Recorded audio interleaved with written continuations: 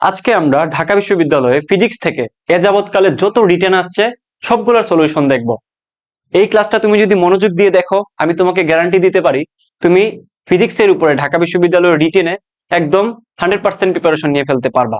Plus তুমি এই ক্লাসটার মাধ্যমে কি টাইপের কোয়েশ্চেন আসে, কোথা থেকে আসে, সলভটা কেমন হয়, ওইটা সম্পর্কে ভালো মতো একটা আইডিয়া পাবা। সো চলো আমরা জাম্প করি মেইন কোয়েশ্চেনটাতে। খেয়াল করো, এটা ঢাকা বিশ্ববিদ্যালয়ে 24-25-এ আসছে একটা প্রবলেম, এবং মোস্ট প্রবাবলি এই প্রবলেমটা একটু কঠিন মনে হয়েছে সবার কাছেই। সো একটু খেয়াল করো, আমরা এটা সুন্দর মতো সলভ করি। এক্স ও ওয়াই বস্তু দুটি কে স্প্রিং ধ্রুবক বিশিষ্ট একটি ভরহীন আদর্শ স্প্রিং দ্বারা যুক্ত। কোন একটি মুহূর্তে স্প্রিংটি 1.0 সেন্টিমিটার সংকুচিত অবস্থায় বস্তু দুটি অনুভূমিক ও ঘর্ষণহীন একটি তলের উপর স্থির অবস্থায় আছে। বস্তু দ্বয়কে মুক্ত করলে তারা পরস্পর থেকে দূরে সরে যায়।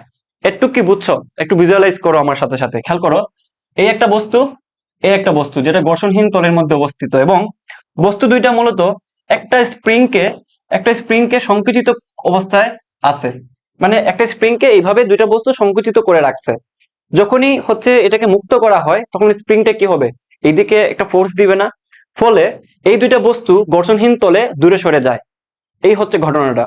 ওকে, সেই ক্ষেত্রে একটু চিন্তা করে দেখো তো, স্প্রিং এর মধ্যে যে শক্তিটা জমা ছিল, ওই শক্তিটার কারণেই তো এই দুইটা বস্তু একটা বেগে বা একটা মুভমেন্ট তৈরি হয়, তাই না? তাহলে ওই শক্তিটা ডিভাইড হয় এই দুইটা বস্তুর মধ্যে। এটা হচ্ছে বেসিক ব্যাপার, এটা তোমাদেরকে অবশ্যই অবশ্যই মাথায় রাখতে হবে। তো দেখো আমাদের কি কি ডাটা দেওয়া আছে এখানে। আমাদেরকে দেওয়া আছে স্প্রিংটি সংকুচিত হয়, দ্যাট মিনস আমাদের এখানে মানটা দেওয়া আছে কিসের, এক্স এর মান দেওয়া আছে কত, 1.0 সেন্টিমিটার। ওকে, তারপর আর কি কি মান দেওয়া আছে একটু খেয়াল করো। আমাদেরকে বলছে অ্যাকচুয়ালি এইটার যে এক্স এর গতিশক্তি 1 জুল, তার মানে ধরো আমি এটাকে ধরে নিচ্ছি মূলত এম এক্স, এটা হচ্ছে এম ওয়াই, দ্যাট মিনস এটা হবে ই এক্স, এটা হবে ই ওয়াই। ওকে, তো আমাদেরকে বলছে মূলত যে ই এক্স যেটা আছে এটার মান 1 জুল, ঠিক আছে, 1 জুল।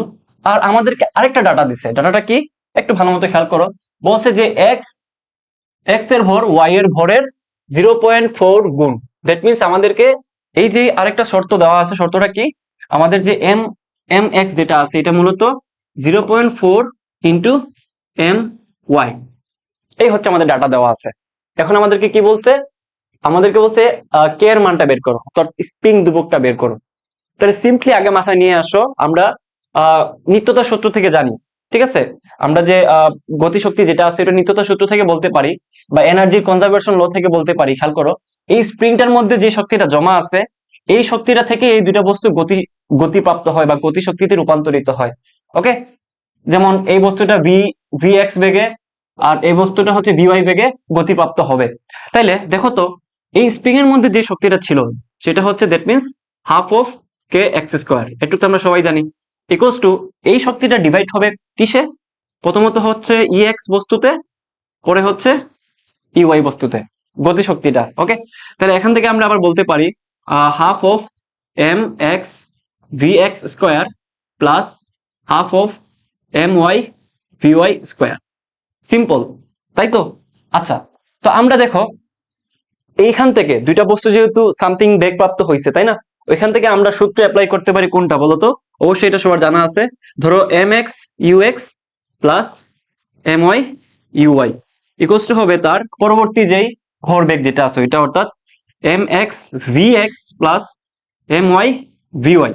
এখন আরেকটা জিনিস খেয়াল করো তো, এখানে কি বলছে যে স্থির অবস্থায় বস্তুটা কোন অবস্থা থেকে স্থির অবস্থায় আছে শুরুতে, দ্যাট মিনস আমাদের এই পোর্শনটুকুর মানটা কি হবে, এই পোর্শনটুকুর মান হবে ডেফিনেটলি 0।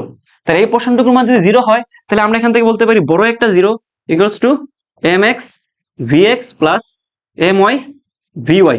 দ্যাট মিনস এখান থেকে আমরা বলতে পারি, দেখো তো কি বলতে পারি, এখান থেকে বলতে পারি actually v y divided by v x equals to minus m x divided by m y. Just cross গুণন করে দিলে এটা পেয়ে যাবা।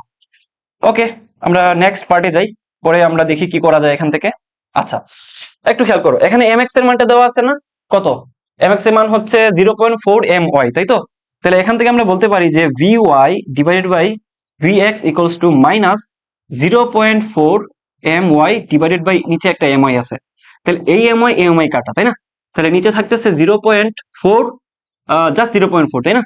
তাহলে 0.4 কে আমরা বলতে পারি একটু একটু বুদ্ধি করে 4 ডিভাইডেড বাই 10, 4কে 10 দিয়ে ভাগ করলে 0.4 আসে, তাই না? আবার যদি আমি একটু কাটাকাটি করে দিই, চলে আসবে 2/5। ওকে, আবার এখান থেকে আমরা আরেকটা জিনিস বলে দিতে পারি তর্কের খাতিরে। এটা লজিক্যালি আসে যে vy ইকুয়ালস টু হবে, একটা মাইনাস আছে না, এখানে একটা মাইনাস আছে, হবে -2/5 ইন্টু vx। এটুকু আমরা অবশ্যই বলতে পারি, আমাদের লজিকে যা আসছে তাই আমরা অবশ্যই বলবো, আমরা এখানে ছাড় দিব না। ওকে, এটুক কি বুঝছো? এটুক বুঝো নাই এমন বান্দা আছো? সবাই বুঝার কথা, এতটুকু কঠিন কিচ্ছুই না, জাস্ট মনোযোগ দাও, তাহলে বুঝে যাবা। আচ্ছা, তাহলে এখন আমরা একটু অ্যাপ্লাই করি তো, ইউআই যেটা আছে ওইটা বের করার চেষ্টা করি। Half of M Y VY square. Okay, যেহেতু আমাদের এখানে রিলেশনটা এক্স এর বাইর করছি, তাহলে আমরা ইউআইটা বাইর করব, আর কিচ্ছুই না। তুমি চাইলে ইএক্সটাও বের করতে পারো। এখন ইএক্সটা কেন বের করবা না? বিকজ ইএক্স এর মানটা দেওয়া আছে কত? ইএক্স এর মানটা দেওয়া আছে আমাদের অলরেডি 1 জুল। সো তুমি এই জন্য ইএক্সটা বের করো নাই, এই জন্য ইউআই বের করতে হবে, যেহেতু আমাদের এক্স এরটা অলরেডি গিভেন।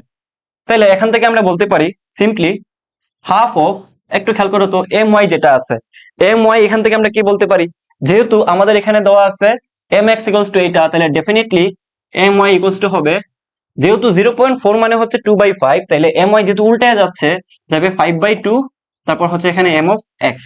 ওকে, তাহলে এখান থেকে আমরা বলতে পারি এম ওয়াই মানে হচ্ছে 5/2 এম এক্স, তারপর হচ্ছে ভি ওয়াই স্কোয়ার, তাই না? ভি ওয়াই স্কোয়ার মানে হচ্ছে -2/5, আমরা এটা বের করেই রাখছি, ভি এক্স স্কোয়ার।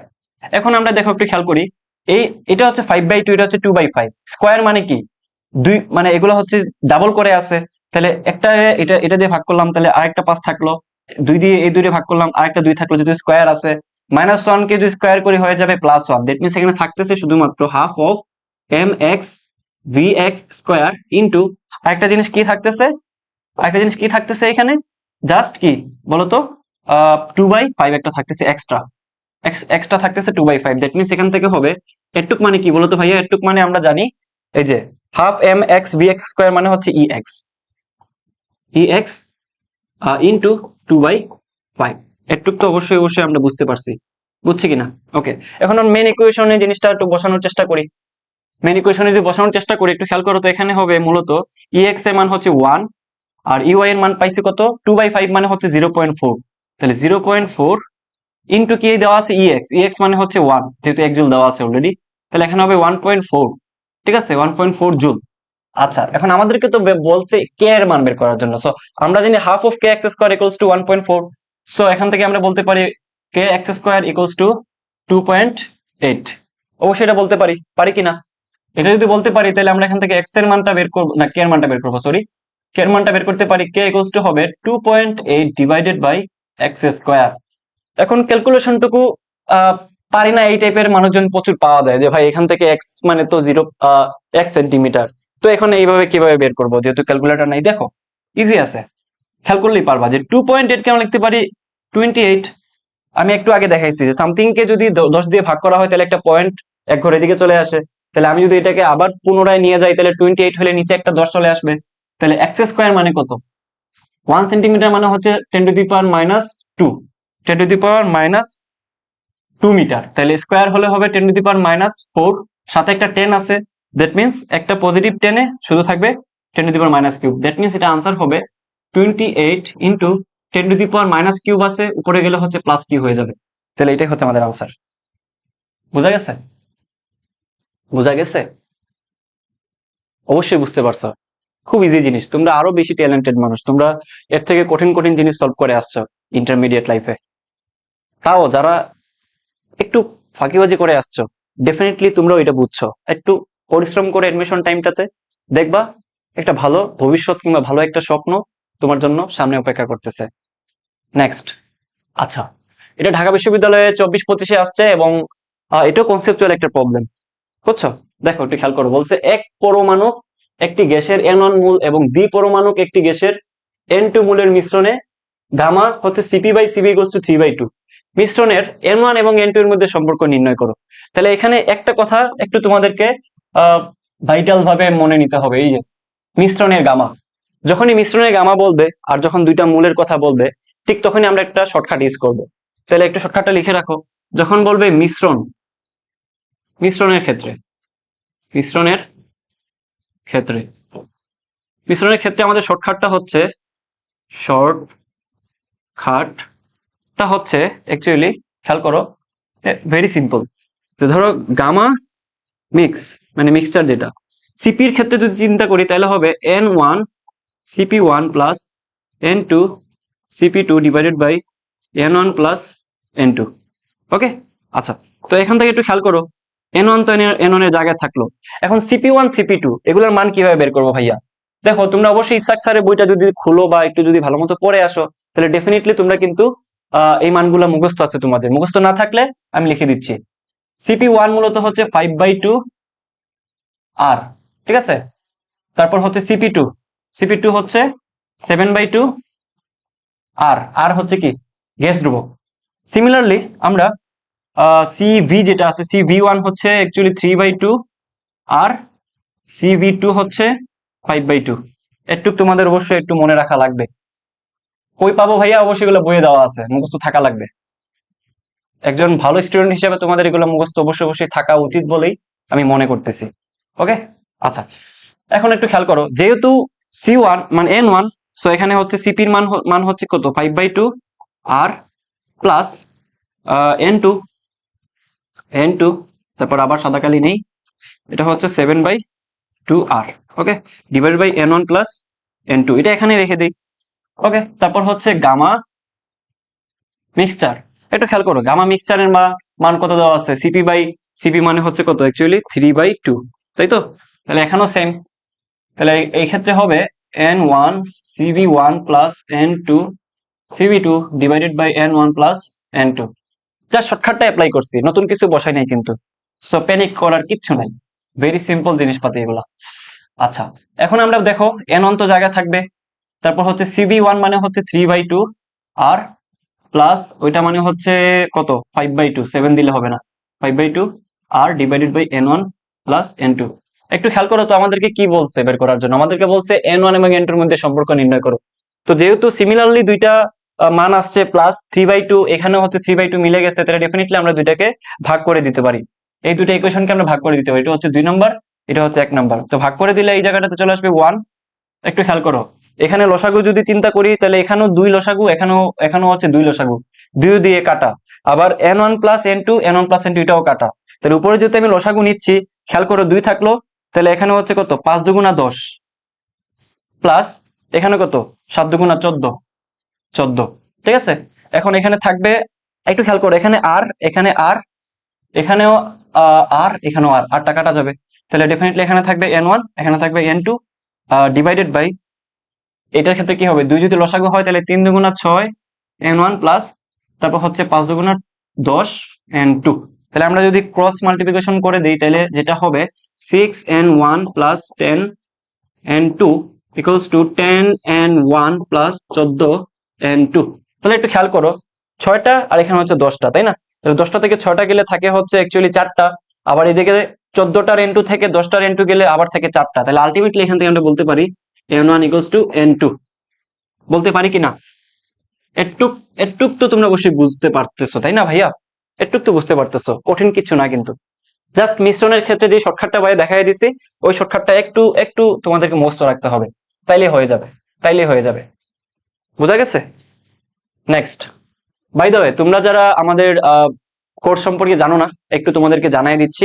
আমাদের সাস্ট প্লাস ভার্সিটি যে কোর্সটা আছে, সেখানে আমরা কিন্তু ঢাকা বিশ্ববিদ্যালয়কে ভার্সিটির যে কোর্সটা আছে ওইটাতে মেইন হিসাবে ধরে ক্লাসগুলো আগাচ্ছে। অর্থাৎ তুমি এখানকার ক্লাস করলে ঢাকা বিশ্ববিদ্যালয়ের রিটেন সহ, রিটেন তো দেখতেই পাচ্ছ, আমরা কিন্তু এই রিটেন ক্লাসগুলো ফ্রি করে দিছি, ফিজিক্স কেমিস্ট্রি ম্যাথের উপরে একদম ফ্রি তোমাদের কথা অনুযায়ী।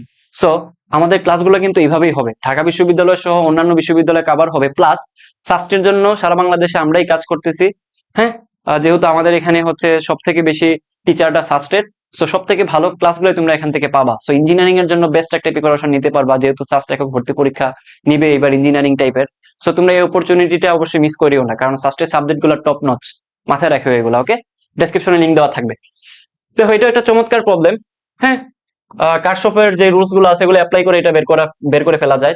24-25-এ আসছিল একটা প্রবলেম, আমাদেরকে বলছে কি কারশফের সূত্র ব্যবহার করে বর্তনীর প্রতিটি শাখার বিদ্যুৎ প্রবাহের মান নির্ণয় করো। তো কারশফের দুইটা ল আছে, একটা হচ্ছে যতগুলো কারেন্ট আসবে, যতগুলো বের হবে ওইটার কি হবে? সমান হবে। অথবা সবগুলার সামেশন একটা বিন্দুতে 0 হবে। একই কথা, যেমন এখানে আমরা কার্শফের প্রথম সূত্রটা অ্যাপ্লাই করতে পারি। সে ফর এক্সাম্পল খেয়াল করো, এইখানে এখানে একটু খেয়াল করো, এই যে নোডটা আছে এটাকে কি বলে? এটারে বলে নোড, ঠিক আছে, নোড বলে। এটা তোমরা পরবর্তীতে আরো ভালো মতো জানতে পারবা। দেখো নোডটা থেকে এইদিকে একটা কারেন্ট আসতেছে, আবার এদিকে একটা কারেন্ট যাইতেছে, তাই না? এখান থেকে দুইটা কারেন্ট বের হচ্ছে, একটা বিন্দু থেকে দুইটা বের হচ্ছে। তো একটু খেয়াল করো তো ভাইয়া, একটু খেয়াল করো একটু। এখানে ছিল মূলত হচ্ছে I1, I1, I1 থেকে এটা মনে করো যে হয়েছে I3, এটা হয়েছে হচ্ছে I2। ওকে, সিম্পল। তো এখান থেকে আমরা বলতে পারি অ্যাকচুয়ালি যে I1 ইকুয়ালস টু হবে I2 প্লাস I3। এটা হচ্ছে আমাদের কার্শফের ফার্স্ট ল কিনা বলো? প্রথম ল যেটা আছে ওইটা। এবার আসো একটু খেয়াল করো, এই জায়গাটাতে আমরা এইদিকে হচ্ছে একটা লুপ চিন্তা করতে পারি, ওইদিকে একটা লুপ চিন্তা করতে পারি, যেটা হচ্ছে সেকেন্ড ল বলে। হ্যাঁ, লুপগুলো আমরা হচ্ছে সেকেন্ড ল দিয়েই করতে পারি। তো দেখো, আমরা প্রথমে অ্যাপ্লাই করব হচ্ছে লুপ লুপ 0 1, ঠিক আছে? প্রথম লুপটা আমরা ইউজ করি। প্রথম লুপটার ক্ষেত্রে একটু খেয়াল করো, আমরা যেহেতু বলছি যে এটা ক্লকওয়াইজ ঘুরতেছে, ক্লকওয়াইজ ঘুরলে একটু খেয়াল করো তো এখানে কত আছে? 50 ভোল্ট। মাথায় রাখি অলওয়েজ যে যখন ছোট যে ডান্ডাটা থাকবে, এই যে ছোটটা থাকলে এটা অলওয়েজ মাইনাস, বড়টা থাকলে অলওয়েজ প্লাস। সিমিলারলি এটা মাইনাস, এটা প্লাস। তো একটু খেয়াল করো তো, আমরা যদি এইভাবে যাচ্ছি, ঘড়ি কাটার দিকে যাচ্ছি, দ্যাট মিনস দেখো আগে পাইতেছি কাকে? আগে পাইতেছি মাইনাসকে। আমরা চিন্তা করবো আগে থেকে, আগে পাচ্ছি মাইনাসকে, দ্যাট মিনস আমরা এখানে লিখবো -50, -50। বুঝছো? একটু ছোট করে লিখি, -50। আচ্ছা একটু খেয়াল করো তো, এইদিকে যাচ্ছি আমরা, এদিকে যাচ্ছি না? তাহলে দেখো ডিরেকশনটা কোন দিকে? ডিরেকশনটা উপরের দিকে, আমরা আবার যাচ্ছি ওই দিকে, তার মানে কি হবে? পজিটিভ হবে। এই যে তোমার রুটটা আছে, এটার ক্ষেত্রে আমাদের যে ভোল্টেজটা অবশ্যই পজিটিভ হবে, কারণ আমাদের দিক প্লাস আমাদের লুপটা সেম দিকে আছে। দেখো ওইদিকে এরো চিহ্ন আর ওইদিকে লুপটা সেম দিকে আছে, তাহলে ডেফিনেটলি পজিটিভ হবে। তাহলে এখানে আছে 2 ওহম, আর এখানে হচ্ছে I1, তাহলে ডেফিনেটলি হবে প্লাস প্লাস কি হবে? 2 I1। ওকে, আবার এদিকে আসতেছি, তাহলে এইদিকেও কিন্তু দিকটা সেম, ক্লকওয়াইজ। সো ডেফিনেটলি এই 2 আর এই হচ্ছে I2, এটাও পজিটিভ হবে। সো প্লাস এটা হবে 2, আবার কি 2I2, 2I2, I2 equals to 0। ওকে, তো 2 দিয়ে ভাগ করতে পারি যেহেতু সব দিকে কমন আছে। 2 দিয়ে ভাগ করলে এখান থেকে হবে -25। আচ্ছা একটু সুন্দর করে লিখি, এখানে হচ্ছে ধরো 2I2। আচ্ছা একটু খেয়াল করো তো, এখানে 2I2 আছে, সো I1 সমান হচ্ছে I2 plus I3। So 2I2 plus 2I1, I1 এর জায়গায় লিখতে পারি I2 plus I3। Okay nice. তারপর হচ্ছে 2I2 ইকুয়ালস টু, এখানে 25 লিখতে পারি কিনা? কারণ এই যে হুম, আচ্ছা আমরা তো 2 দিয়ে ভাগ করে দিছি না, তাহলে 2 দিয়ে যদি ভাগ করে দিই তাহলে তো আর একটু ইজি হয়ে যায় আমাদের জন্য। তাহলে 2 দিয়ে ভাগ, এখানে 50 হবে না, তাই না? কারণ আমরা 2 দিয়ে তো ভাগ করি না। তাহলে এখানে হবে I2 plus I2 plus I3 plus I2 equals to কত? 25। দেখো প্রত্যেকটা 2 আমি ভাগ করে দিছি, এখানে ভাগ করে দিলে আমার এটা থাকে। তাহলে এখান থেকে আমরা বলতে পারি I2 plus I2, that means হচ্ছে 2I2 plus I3 equals to কত? 25। তাহলে এটা হচ্ছে আমাদের একটা ইকুয়েশন থাকলো। তাহলে দেখি আমরা আরেকটা ইকুয়েশন, যেহেতু দুইটা আননোন, দুইটা ইকুয়েশন পাইলে আমাদের আনসার বের হয়ে যাবে। ঠিক আছে, এটাই তো আমাদের এতদিনের পড়াশোনায় বলতেছে, তাই না? আমাদের এতদিনের যে সাধনা বা এতদিন যে আমরা পড়ে আসছি, আমরা জানি যে দুইটা আননোন থাকলে দুইটা ইকুয়েশন সলভ করলে আমাদের আনসার বের হয়ে যাবে। ওকে, তাহলে আমরা নেক্সট লুপ যেটা আছে ওইটাতে যাই, লুপ 2। ঠিক আছে, লুপ 2 তে কি বলছে? লুপ 2 তে একটু খেয়াল করো তো, আমরা এখন এইদিকে চিন্তা করব, ভোল্টেজ যেদিকে থাকে ওইখান থেকে চিন্তা করলে সহজ হয়। -20, -20, এই যে এদিকে যাবো, -20 প্লাস 2I2, এটা I2 নাকি? এটা তো I3 হবে, তাই না? এই যে I3 প্লাস 2I3। তারপর হচ্ছে একটু দেখো তো, এখন কি প্লাস হবে? কারণ দেখো এটা দিক নিচে, বাট আমাদের লুপটা উল্টা দিকে, দ্যাট মিনস আমাদের দিকের সাথে এর সাথে লুপটা মিলতেছে না, দ্যাট মিনস অবশ্যই মাইনাস হবে। কারণ কি, এইদিকে যাচ্ছি মানে ডেফিনেটলি এটাকে প্লাস ধরছি, এটাকে প্লাস ধরছি, বাট এটা উল্টা আসছে, তার মানে এটা মাইনাস হবে। তাহলে মাইনাস, একটা মাইনাস দিলাম, আর এখানে হচ্ছে 2, অবশ্যই 2I2। Okay, equals to 0। একটু খেয়াল করো তো, এখান থেকে আবার 2 দিয়ে ভাগ করা যায়। আবার 2 দিয়ে ভাগ করলে আমরা I2 টা আগে নিয়ে আসি, যেহেতু এখানে সিকোয়েন্সে আগে I2 আছে। তাহলে I2 -I2 প্লাস, এখানে হচ্ছে প্লাস i3 ইকুয়ালস টু কত হবে 10। ওকে, আচ্ছা নাইস। তাহলে এটা হচ্ছে আমাদের আরেকটা ইকুয়েশন, সো যেহেতু আমাদের হাতে ক্যালকুলেটর নাই যেহেতু আমরা নর্মালি বের করার চেষ্টা করি। চলো, আচ্ছা এখানে 2i2, আবার এখানে 2 দিছি কেন? এখানে তো 2 নাই, তাই না? আমরা যেহেতু আহ ইয়া করে ফেলছি, তাহলে ওয়েট, এখানে হবে কি? এখানে হবে মূলত শুধু i3, যেহেতু আমরা 2 দিয়ে ভাগ করে দিয়েছি, এখানে হচ্ছে 10, তাহলে ডেফিনেটলি এটা হবে এইটা। ওকে, তাহলে একটু খেয়াল করো, এখন আমরা দুইটা ইকুয়েশনকে সলভ করার ক্ষেত্রে আমরা দেখো তো, এখানে আছে 2i2, তাই না? তাহলে i2 যদি আমরা এখান থেকে বের করি, তাহলে মূলত হবে i2 ইকুয়ালস টু i3, আচ্ছা ধরো আমরা পজিটিভ জিনিসগুলো নেই, তাহলে i3 ইকুয়ালস টু হবে 10 প্লাস i2, তাই তো? পজিটিভ নিলে আমাদের জন্য সুবিধা আর কি, মাইনাস যত অ্যাভয়েড করা যায়। তাহলে i3 নেগেটিভিটি যত কমানো যায়, i3, তাই না? তাহলে i3 মানে হচ্ছে 10 প্লাস i2, তাহলে 2, i2 এটা বসাচ্ছে আর কি এখানে, বাচ্চাদের জিনিস তোমরা পারবা। তাহলে 10 প্লাস i2 ইকুয়ালস টু 25, তাই তো? তাহলে 2i2, তাহলে 3i2, আর এখান থেকে 25 থেকে 10 গেলে থাকে হচ্ছে 15। দেয়ারফর i2 ইকুয়ালস টু হবে, দেখা যাচ্ছে i2 ইকুয়ালস টু হবে 3 আছে যেহেতু, এখানে হবে 5। দ্যাট মিনস হচ্ছে আমাদের এটা আনসারটা হচ্ছে i2 ইকুয়ালস টু 5। তাহলে i2 যেহেতু 5 হবে, তাহলে এখান থেকে আমরা বলতে পারি কি ভাইয়া, এখান থেকে আমরা বলতে পারি যেহেতু i2 5, so i3 equals to হবে 10 plus 5, that means i3 equals to 15। বোঝা গেছে? একটা কথা তোমাদেরকে বলি, না বললেই নয়, এই ক্লাসটা আমি মূলত মানে অলরেডি একবার রেকর্ড করছি। রেকর্ড বলতে কি, আমি আমার মতো করে ক্লাস নিচ্ছি ওবিএসে, হঠাৎ করে যাই দেখি রেকর্ড হয় নাই। একবার মনে হয় খেয়াল করছে যে আমি এবারে এভাবে খেয়াল করতেছি ল্যাপটপে, রেকর্ড হয় নাই, পুরা 1 ঘন্টার ক্লাস রেকর্ড হয় নাই, ওইটা আবার নিচ্ছি। সো আমাদের এই পরিশ্রম বা আমার এই পরিশ্রমটুকু যাতে তোমাদের কাজে আসে, এজন্য তোমাদেরকে আমি অবশ্যই রিকোয়েস্ট করব, হাত জোর করে রিকোয়েস্ট করব, একটু পড়াশোনা করো কষ্ট করে, তোমরা চান্স পাইলেই কষ্টটা সার্থক হবে।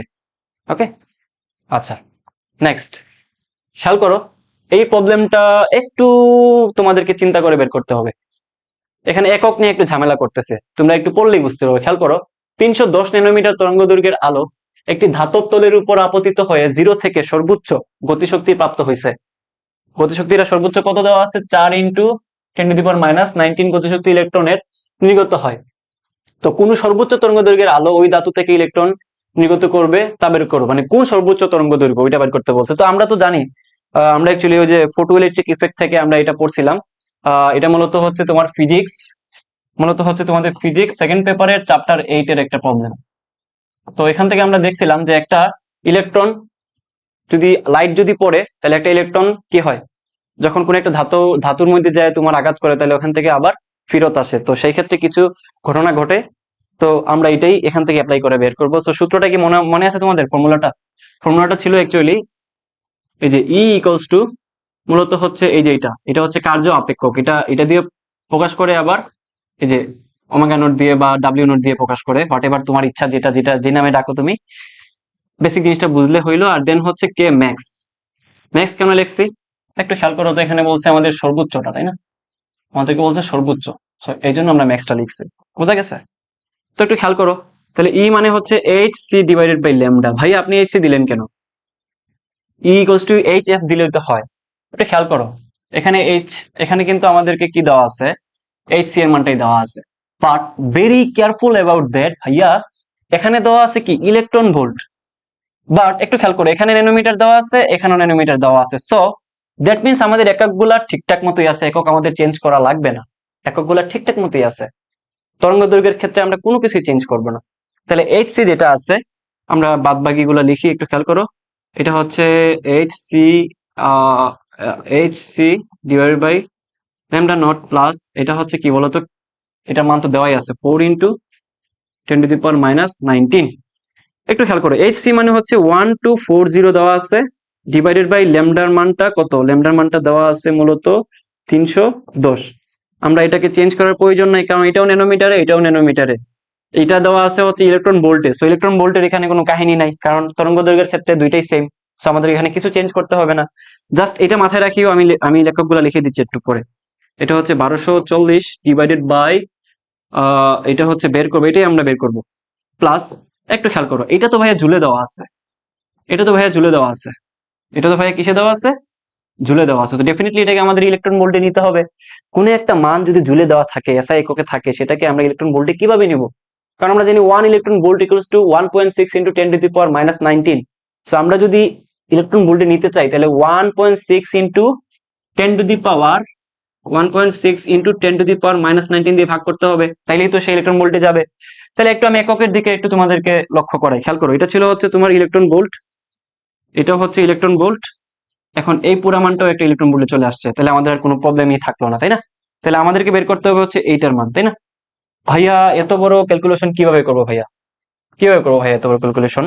একটু খেয়াল করো, তোমরা তো পরীক্ষার হলে প্যানিক অ্যাটাক করে ফেলো, কিন্তু বুঝোই না যে কত ইজি ভাবে ক্যালকুলেশন করা যায়, হ্যান্ড ক্যালকুলেশন। খেয়াল করো, 310, তাই না? 310 আর 1240, তাহলে 310 মানে 31 দিয়ে যদি 124 কে আমি চিন্তা করি, শূন্য শূন্য তো বাদ, তাহলে 31 দিয়ে যদি 124 কে চিন্তা করি, তাহলে 40 হয় না 4 হয়, 4 একে 4, 3 4 12, দ্যাট মিনস এটা হবে 4। ওকে, শূন্য শূন্য কাটা, তাহলে 3 একে 3, 3 4 12, সরি 4 একে 4, 3 4 12, তার মানে হচ্ছে 4। তাহলে সিম্পলি এটা চলে আসে হচ্ছে 4 ইকুয়ালস টু, এটা হচ্ছে 1240 ডিভাইডেড বাই ল্যামডা নট। এখন আর একক দেওয়া লাগবে না, প্লাস একটু খেয়াল করো, 19 10⁻19 কাটা। একটু খেয়াল করো তো, এই জায়গাতে তোমাদেরকে আরেকটু ক্যালকুলেশন আমি শিখাই, একটু সময় নিচ্ছে তোমাদের ক্যালকুলেশনের জন্য। 4 ডিভাইডেড বাই 1.6, এটাই তো আমাদের প্রবলেমের কথা। তাহলে 4 ডিভাইডেড বাই 1.6 যেটা আছে, এটাকে আমরা বলতে পারি 16 ডিভাইডেড বাই 10। কারণ কি, সামথিং কোনো কিছুকে যদি 10 দিয়ে ভাগ করি, তাহলে এটা এক ঘর সরে আসে, এক ঘর ডানের দিকে আসে, সরি বামের দিকে আসে। সো ডেফিনেটলি 1.6 কে আমরা বলতে পারি 16 ডিভাইডেড বাই 10। তাহলে এটাকে আমরা যদি একটু উপরে তুলে দেই, কারণ নিচে যেটা থাকে ভগ্নাংশ আকারে, ওটা উপরে তুলে দিতে পারি, এটা হয়ে যাবে ওয়েট, এটা হয়ে যাবে 10। তাহলে আলটিমেটলি যেটা হয় 10 ডিভাইডেড বাই, ওকে 10 না তো, 40 ডিভাইডেড বাই কত, 16, তাই না? তাহলে একটু দেখো তো, 4 4 কত, 4 4 16, তাহলে আবার 2 দিয়ে যদি ভাগ করি 2, আর এখানে হচ্ছে 5, তাহলে আলটিমেটলি এই মানটা হচ্ছে 2.5। 2.5 বোঝা গেছে কিনা বলো? বুঝো না এমন বান্দা আছো? 2.5, তাহলে আমাদের এই মানটা হচ্ছে সিম্পলি 2.5। আচ্ছা, তো এখন দেখো 1240, যেহেতু এটাই বের করবো, এটা তাহলে এটা ডান দিকে নিয়ে আসি, equals to 4 minus 2.5, that means হচ্ছে 1.5। ওকে, 1.5,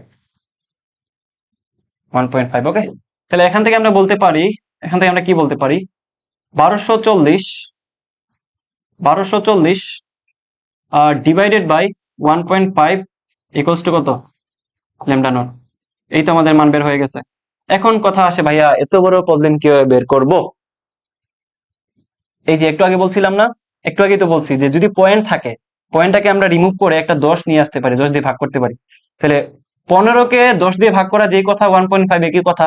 আবার যেহেতু 10 দিয়ে ভাগ করছি, তাহলে এর উপরে চলে যাবে 10 হিসাবে, উপরে চলে যাবে। তাহলে আলটিমেটলি এটা হচ্ছে তোমার 1200, মানে 12,400 ডিভাইডেড বাই 15।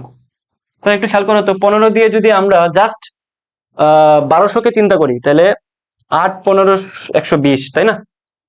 8 15 কত, 120, তাহলে 8 থাকলো, তাহলে এখানে থাকলো 400, তাই না? 400, তাইলে 400 হলে এখানে 8 2 2 দিয়ে যদি আমরা করি, তা থাকবে আরো কত, 6 15 সামথিং, তাহলে 6.666, তাহলে এটা হবে 826.67 ন্যানোমিটার। অটোমেটিকলি ন্যানোমিটারে আসবে, কারণ কি, আমাদের ন্যানোমিটার তো আমরা চেঞ্জ করি নাই। ন্যানোমিটার কি চেঞ্জ করছি? করি নাই তো। সো আমাদের আনসারটা এই কাছাকাছি এই মানটাই আসবে। বুঝা গেছে? বুঝো না এমন কেউ আসো? বুঝো না এমন কেউ আসো? কমেন্ট করে জানাও ভাইয়াদেরকে। ওকে, আচ্ছা, নেক্সট প্রবলেমটা দেখো। ঢাকা বিশ্ববিদ্যালয় 23-24 আসছে, এটা সবগুলো সলভ করাই দিব, টেনশনের কিচ্ছু নাই। এ যাবৎকালে যা আসছে ফিজিক্স থেকে রিটেনের সব দেখাই দিব। তোমাদের যদি এমসিকিউ লাগে, তাহলে ডেফিনেটলি ওইটাও আমাদেরকে জানাবো, আমরা ওইটাও দেওয়ার চেষ্টা করবো। বাট আমাদের কোর্সটা নিলে তোমাদের জন্য বেটার হয়। মাত্র 500 টাকার কোর্স, বাজারের সব থেকে কম মূল্য। মাত্র 500 টাকা দিয়ে তুমি ভার্সিটির জন্য একদম সম্পূর্ণ রিটেন সহ পেয়ে যাচ্ছ, যেটা তুমি আর কোথাও পাবা না। হোয়াট এভার, যাই হোক, তোমাদের বলার প্রয়োজন মনে করছি দেখে বলে দিচ্ছি, কিছু মনে করিও না।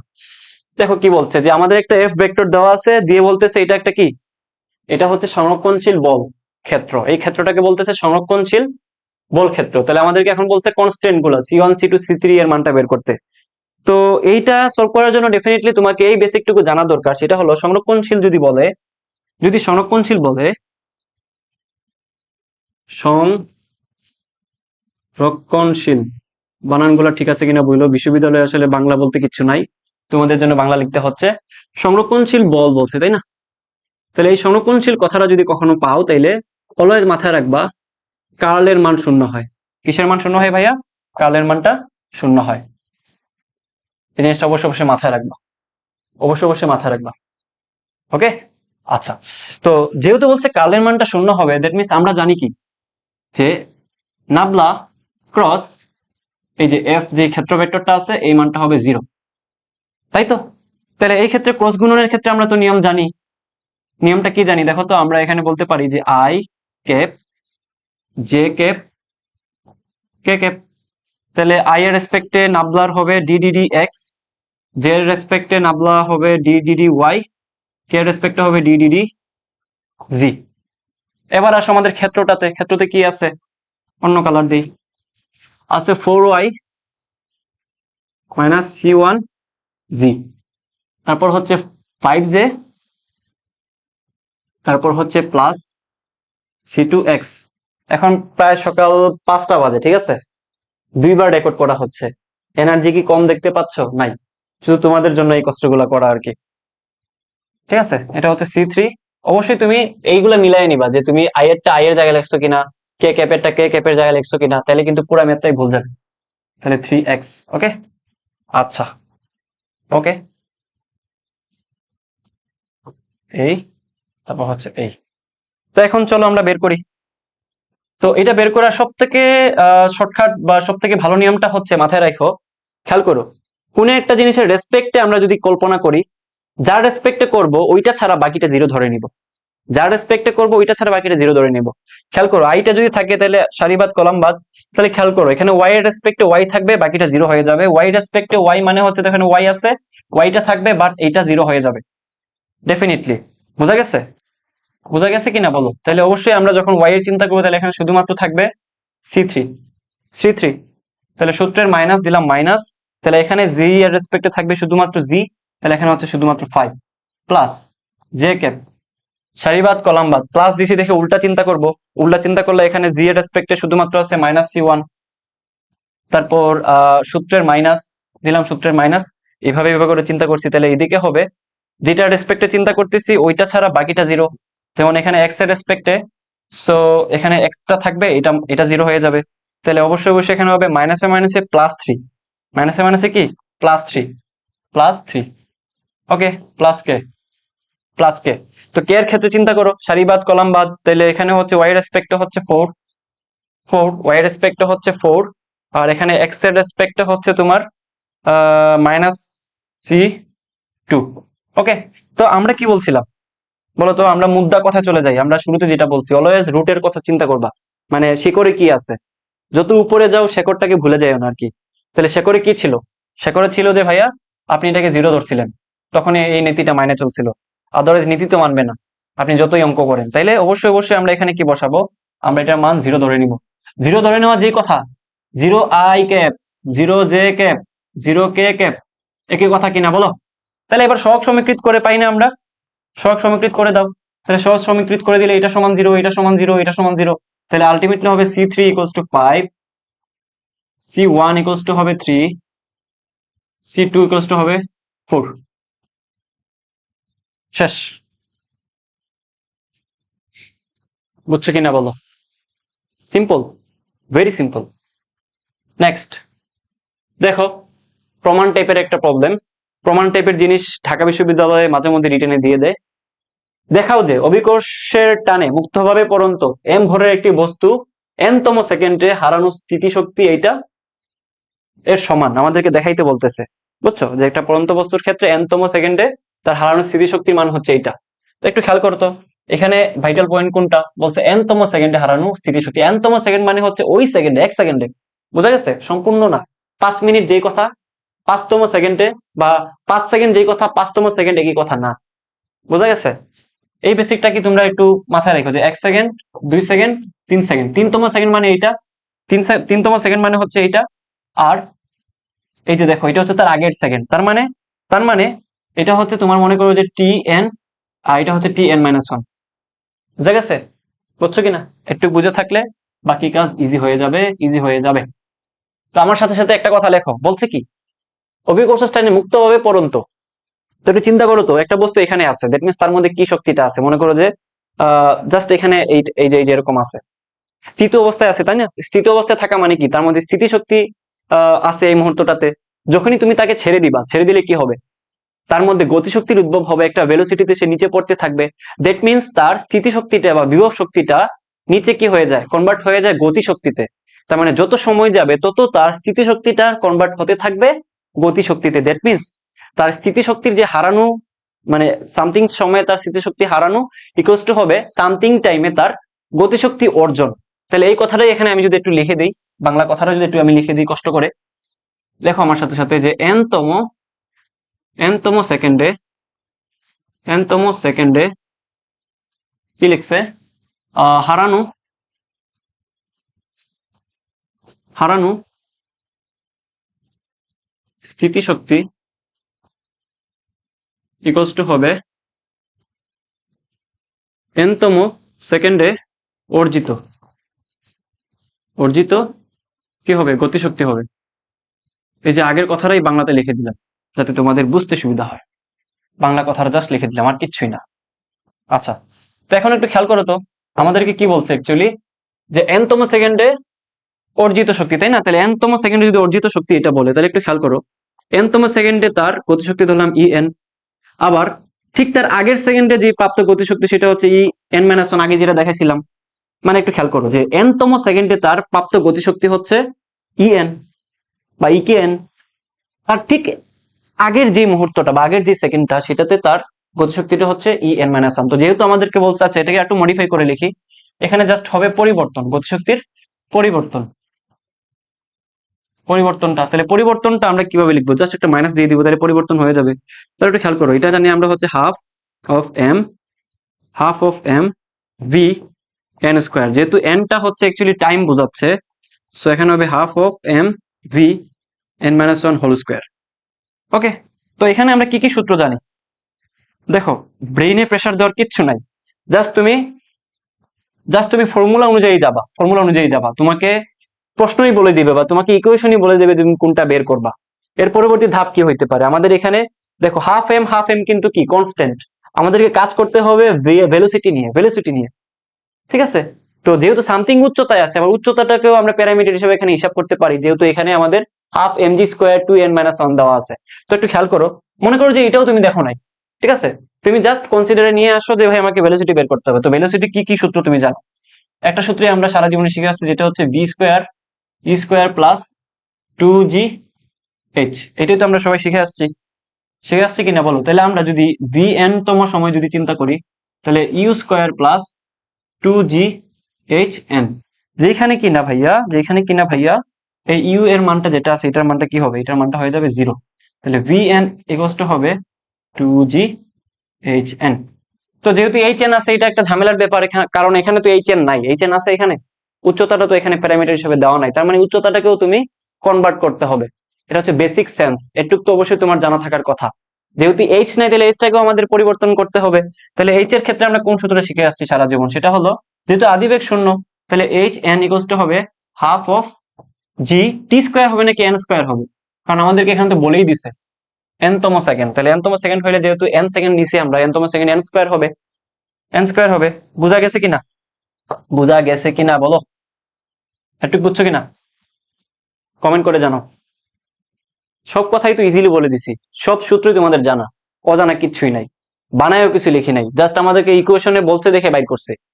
তাহলে এখন আমরা একটু চিন্তা করি তো, এইটা যদি এন এর ক্ষেত্রে হয় তাহলে ঠিক আগেরটা কি হবে, এটা তোমরা বের করো, পোজ করে ভিডিও পোজ করে তোমরা বের করো, তোমরা বের করো। তাহলে এখান থেকে আমরা ভি এন মাইনাস ওয়ানটা কিভাবে বের করবো, সিম্পলি টু জি এইচ এন মাইনাস ওয়ান, আবার এইচ এন মাইনাস ওয়ান সমান কি হবে, হবে half of g simply n minus one whole square. এটাই তো লজিকে বলে, ইললজিক্যাল কিছু বলছি? এন তম সেকেন্ডে যদি এইটা হয় তাহলে এটা হবে উচ্চতাটা হবে h-n1 এর ক্ষেত্রে n-1 টাইমটা, তাই তো? তাহলে এখন আমরা কি বলবো দেখো তো, এখন আমরা জাস্ট এখানে ইমপ্লিমেন্টেশন করবো, জাস্ট এখানে বসাবো মানগুলা। যেহেতু একটু বড় ইকুয়েশন, আমরা একটু এই জায়গায় লিখি আমাদের জন্য ভালো হবে। দেখো হাফ অফ এম, এটা তো কনস্ট্যান্ট, এটাকে আমরা কোনোভাবেই চেঞ্জ করতে পারবো না। তাহলে vn সমান আমরা কি লিখবো, vn সমান হচ্ছে 2g। দেখো আবার এই চেনটা আমরা লিখবো না, সরাসরি এখানে মানটা বসাই। এই চেন সমান আমরা আবার জানি কি half of G N square, তাই তো? আচ্ছা মাইনাস, আবার দেখো vn-1 হোল স্কোয়ার। তাহলে vn-1 হোল স্কোয়ার মানে কি, অ্যাকচুয়ালি আমরা জানি কি এখান থেকে পাইছি 2g ইন্টু h-1 সমান আবার আমরা পাইছি আরেকটা কি, পাইছি হচ্ছে half of g n-1 whole square. বুঝছি কিনা দেখো, বুঝছি কিনা দেখো, বিদঘুট ইকুয়েশন দেখতে মনে হচ্ছে, বাট খুবই সিম্পল জিনিস। এখান থেকে দেখো 2, এই 2 বাদ, এই 2 বাদ, এখানে জি ইন্টু জি, জি স্কোয়ার, তার মানে আরেকটা জিনিস কমন চলে আসে, হাফ অফ এম, সাথে হচ্ছে একটা কি চলে আসবে, একটা জি স্কোয়ার কমন চলে আসবে। ভিতরে কি থাকবে, n square minus n-1 whole square মানে কি, a minus b whole square. তাহলে সূত্র হবে এ স্কোয়ার মাইনাস, তাহলে মাইনাসে মাইনাসে plus 2n plus B square মানে হচ্ছে -1। ঠিক আছে, তাহলে এটা কাটা, তাহলে এখানে থাকবে মূলত আলটিমেটলি থাকতেছে half of m g square 2n-1। Maybe এটাই আমাদেরকে বের করতে বলছে, আমি জানি না, বুঝছো? আমি জানি না কি বের করতে বলছে, তোমরা একটু দেখো তো মিলছে কিনা। হ্যাঁ ঠিকই তো আছে, এটাই তো বের করতে বলছে, এটা তো বের করতে বলছে। হুম, বলো বুঝছো কিনা, বুঝে থাকলে আমরা পরবর্তী নিতে চাই। নেক্সট, আচ্ছা কি বলছে দেখো, ওটা ডিউতে 23-24 আসছে। আচ্ছা এটা ইজি একটা প্রবলেম, মনে হয় টিচাররা কঠিন ম্যাথ দিতে দিতে ভাবলেন যে আচ্ছা একটু ইজি ম্যাথ গুলা দিই, যদিও কঠিন না, একটু কনসেপচুয়াল। ওনাদের মর্জি হয়েছে হয়তো বা যে একটু ইজি জিনিস দিয়ে দেখি স্টুডেন্টরা পারে কিনা, কারণ অনেক সময় সহজ জিনিস পরীক্ষার হলে কঠিন মনে হয়, হয় না? হয়তো। আচ্ছা কি বলছে যে কিউ এবং 9q পরিমাণের দুটি বিন্দু আদান পরস্পর থেকে d দূরত্বে অবস্থিত। এই দুটি আদানের সংযোগকারী রেখাংশের উপর এমন একটি অবস্থান বের করো যেখানে 5q পরিমাণে একটি আদান স্থাপন করলে তার উপর লব্ধির বল 0 হয়। ভেরি সিম্পল ম্যাথ, এটা মনে হয় তোমরা মুখে মুখে করে ফেলতে পারতেছো, তাই না? শর্টকাট গুলো মনে আছে, বাট এখানে শর্টকাট দিয়ে করলে মারা খাবা। ঠিক আছে, এই মনে করে একটা আদান, এই মনে করে যে আরেকটা আদান। ঠিক আছে, আমি সবসময় চিত্র আঁকায় আঁকায় পড়তে পছন্দ করি, প্রবলেম সলভ করতে পছন্দ করি, এবং এটা অনেক বেশি কাজে দেয়, প্রবলেম গুলা সলভ করতে ভুল হয় না। এটা মনে করে যে কিউ, আরেকটা হচ্ছে 9q, তাই তো? ডেফিনেটলি এগুলা যেহেতু আগে মাইনাস দেয় নাই, তার মানে কি এই চার্জ গুলা পজিটিভ নাকি নেগেটিভ, ডেফিনেটলি পজিটিভ চার্জ। তাহলে যেহেতু পজিটিভ চার্জ, তাহলে আমাদেরকে আবার এখানে বলে দিছে কি, আমাদেরকে বলে দিছে এই দূরত্বটুকু হচ্ছে ডি। এবং আমাদেরকে আরেকটা কথা বলে দিচ্ছে যে তার মাঝখানে আমাদেরকে এমন একটা এমন একটা জায়গার মধ্যে আমাকে একটা চার্জ বসাইতে হবে, যেই চার্জটা মানও দেওয়া আছে, যেই চার্জটার মান হচ্ছে অ্যাকচুয়ালি 5 কুলম। ঠিক আছে, এমন একটা জায়গায় বসাইতে হবে যেখানে বসাইলে তাদের কি প্রাবল্য, তাদের লব্ধি বল 0 হবে। প্রাবল্য আর লব্ধি কিন্তু আলাদা জিনিস, বুঝতে হবে কিন্তু। আচ্ছা কনসেপ্ট যদিও সেম, বাট বলছে কি লব্ধি বল 0 হয়। তাহলে আমি ধরে নিচ্ছি মনে মনে এই জায়গাটা হচ্ছে সেই জায়গাটা যেখানে আমরা যদি এই চার্জটা রাখি, তাহলে তাদের বলটা 0 হবে। তাহলে এই যে অংশটুকু, এটাকে যদি আমি এক্স ধরে নিই মনে মনে, তাহলে ডেফিনেটলি এই অংশটুকু হয়ে যাবে ডি মাইনাস এক্স। বুঝছো কিনা, বুঝার কথা? তাহলে এটা যদি এইটা হয়, তাহলে দেখো একটু খেয়াল করো, যেহেতু পজিটিভ চার্জ, সবগুলো পজিটিভ চার্জ, এটা পজিটিভ চার্জ, এটাও পজিটিভ চার্জ, এটাও পজিটিভ চার্জ। একটু আমাকে বলো তো ভাইয়ারা, তোমরা অনেক বুদ্ধিমান আমি জানি, এইখানে কি হবে বলতো? যেহেতু পজিটিভ চার্জ, তাহলে এটা এদিকে ধাক্কা দিবে, আবার এটাও কি করবে, এদিকে ধাক্কা দিবে। যেহেতু পজিটিভ চার্জ, দুইটা এদিকে ধাক্কা দিয়ে তারা মাঝখানে রাখবে, তাহলে এটা হবে তার F1 বল, এটা হবে তার F2 বল। যেহেতু বলছে তাদের লব্ধি 0 হবে, লব্ধি 0 হবে কখন, যখন, এটা তো বেসিক সেন্স, এটা কি বেসিক সেন্স, লব্ধি, লব্ধি কি বলছে, লব্ধি বল 0, বাংলা লিখতে ইচ্ছে হইলো দেখে লিখলাম। লব্ধি বল তখন 0 হবে যখন এই যে F1 ইকুয়ালস টু হবে F2, তাই না? লব্ধি বল 0 হয় মানে তাদের বল দুইটা অবশ্যই সমান হওয়া লাগবে, তখনই না 0 হবে। এটা এদিকে নিয়ে আসো, মাইনাস হয়ে 0 হয়ে যাবে। তাহলে আমরা তো সূত্র জানি, আমরা সূত্র জানি কি, কুলম সাহেব আহ হচ্ছে কি যে আমাদের সেই ওই যে অভিকর্ষ যে বলটা ছিল, মহাকর্ষীয় ধ্রুবক ইউজ করে আমরা বের করতাম, সেম ভাবে এটাও জাস্ট এখানে মহাকর্ষীয় ধ্রুবকের জায়গায় হচ্ছে coulomb constant into Q1 Q2 আমরা প্রথমটার দিকে নিচ্ছি, তার মানে Q1 ইন্টু 5Q মানে হচ্ছে 5Q square divided by x square equals to, এখানে একটু খেয়াল করো আমরা এই দুইটার মধ্যে নিচ্ছি, তাহলে 5 নং 45 Q square divided by D minus X whole square. Okay, আচ্ছা, তো একটু খেয়াল করো তো এখানে 5 দিয়ে যদি 45 কে কেটে দিই তাহলে 5 নং 45 তাই না, এখানে একটা কে দিতে ভুলে গেছি, এটা হচ্ছে কে, এটাও কাটা, তাহলে কিউ স্কোয়ার কাটা, থাকবে এখানে কি, এখানে থাকবে শুধুমাত্র only there for 1/x² equals to 9 divided by D minus X whole square. So আমি যদি এই স্কোয়ারটা ওইদিকে নিয়ে যাই তাহলে হয়ে যাবে রুট রুট হয়ে যাবে square root of 9 divided by D minus X whole square, that means এটা বলতে পারি 3 divided by D minus X. So so এখান থেকে আমরা বলতে পারি এটা যদি উপরে নেই তাহলে 3x, তাহলে D minus x ultimately 3x minus x মানে হচ্ছে 4x equals to D, that means x equals to d/4। তাহলে ডি এর মানটা কত, ডি এর মানটা দেওয়া নাই, সো এটাই হচ্ছে আমাদের সেই সম্পর্কটা, বুঝছো কিনা বলো, হুম, বুঝছো? তুমি চাইলে এটাকে আরেকভাবে লিখতে পারো সাজায়া বাংলাতে, যে তার দূরত্বটা Q1 চার্জ থেকে হবে তার মূল দূরত্বের 4/1 বোঝা গেছে? বাংলা কথা লেখা আসলে অনেক কঠিন ব্যাপার, ভাববাচ্য কথাবার্তা আসলে বলা মুশকিল হয়ে যায়। এই যে একটা প্রবলেম পাইছো না, এই প্রবলেমটা ঢাকা বিশ্ববিদ্যালয়ে 23-24 আসছিল, এবং এই প্রবলেমটা পড়া তুমি ডেফিনেটলি মাথায় আসবে যে তোমার বাংলা ব্যাকরণটা পড়া উচিত ছিল। ফিজিক্সের প্রবলেম সলভ করার ক্ষেত্রে বাংলা ব্যাকরণ লাগতেছে, অদ্ভুত না? চলো প্রবলেমটা পড়লেই আমরা বুঝতে পারবো যে কেন বাংলা ব্যাকরণটা লাগে। একটি হাইড্রোজেনের পরমাণুর ইলেকট্রনটি N1 ইকুয়ালস টু 4 কক্ষপথ থেকে অপর একটি কক্ষপথে গেছে যেটা হচ্ছে N2, ঠিক আছে? নতুন কক্ষপথে ইলেকট্রনের পর্যায়কালের তুলনায়, আবার পড়তেছি, নতুন কক্ষপথে ইলেকট্রনের পর্যায়কালের তুলনায় পূর্বের কক্ষপথের পর্যায়কাল 8 গুণ, N2 এর মান নির্ণয় করো। বুঝলা কিছু? এই লাইনটার মর্মার্থ একটু উদ্ধার করো তো, এই লাইনের মর্মার্থটা একটু উদ্ধার করো। এখানে দুইটা সিলেবল দেওয়া আছে, প্রথমে একটা সিলেবল নতুন কক্ষপথে ইলেকট্রনের পর্যায়কালের তুলনায়, আবার লিখছে পূর্বের কক্ষপথের পর্যায়কালের 8 গুণ। তাহলে আমরা যেটা লিখতেছি, ধরো পূর্বে ছিল মনে করো যে T1, ঠিক আছে? এখন বলতেছি কি যে নতুন যেটা আছে পূর্বের মানটা নতুনটার 8 গুণ। আমি তোমাকে আরেকটু সহজ করে দিই, মানে আমরা যে নতুন মানটা পাইছি, নতুন মানটা হচ্ছে কি T2, তাই না? পূর্বে কোন মানটা ছিল T1, তাহলে এই পূর্বের মানটা নতুন মানের 8 গুণ, এটাই হচ্ছে এই কথাটার মর্মার্থ, ঠিক আছে?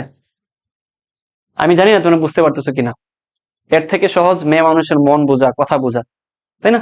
অনেক সময় আমরা মেয়েদের কথাবার্তা বুঝি না, মেয়েদের মন বুঝি না অনেকে বলো, তো এই ম্যাথটা বোঝাটা আসলে মেয়েদের মন থেকে বোঝা থেকেও আরো বেশি কঠিন, বুঝা গেছে? তাহলে 8 × T1, ওকে, আচ্ছা, এই হচ্ছে আমাদের মর্মার্থটা আমি উদ্ধার করে ফেলছি। যদি রিয়েল লাইফে আমি আসলে পারি না, ম্যাথের ক্ষেত্রে পারি আর কি, যাই হোক হোয়াটএভার। তো বলছে কি আমাদেরকে বের করতে বলতেছে N2 এর মানটা নির্ণয় করো।